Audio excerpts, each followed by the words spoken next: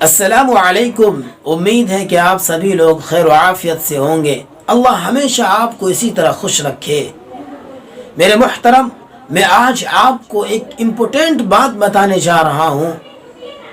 آپ پوری دنیا کا سروے کر لیجئے، پوری دنیا کا جائزہ لے لیجئے اور دیکھیے کہ سب سے اچھا انسان دنیا کے اندر کون ہے۔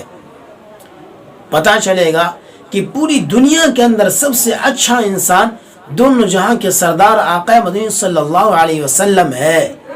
میرے نبی کی پوری زندگی کو آپ اٹھا کر دیکھ لیجئے، میرے نبی نے کبھی کسی کو دھوکہ نہیں دیا، میرے نبی نے کبھی کسی کے ساتھ عیاری نہیں کی، میرے نبی نے کبھی کسی کے ساتھ مکاری نہیں کی، میرے نبی نے کبھی کسی کو دھوکہ نہیں دیا۔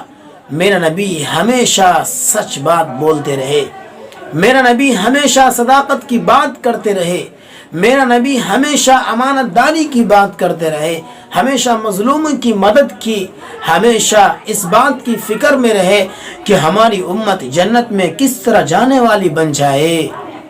تو دوستو، ایسی شخصیت کی زندگی کو کیوں نہ ہم فالو کریں؟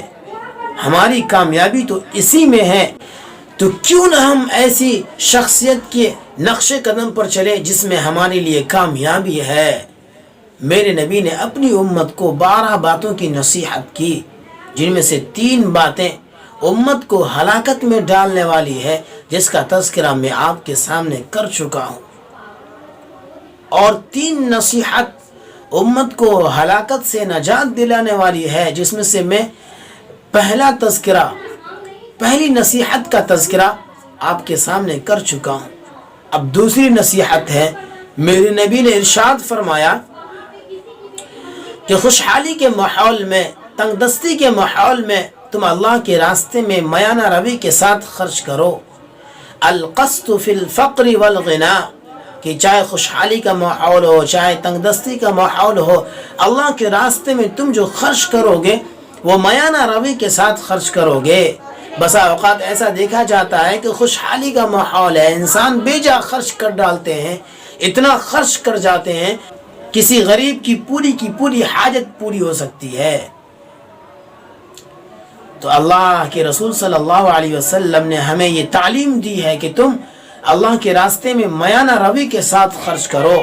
اگر غم کا ماحول ہے تو تم اپنے پروردگار کو مت بھولو، تم اس میں خرچ کرنا مت بھولو، یعنی اللہ کے راستے میں دیتے رہو، چاہے تنگ دستی کا ماحول ہو، چاہے خوشحالی کا ماحول ہو۔ تو یہ بات امت کو ہلاکت سے نجات دلانے والی ہے۔ ہم سب عہد کریں، اللہ تعالی ہمیں عمل کی توفیق دے۔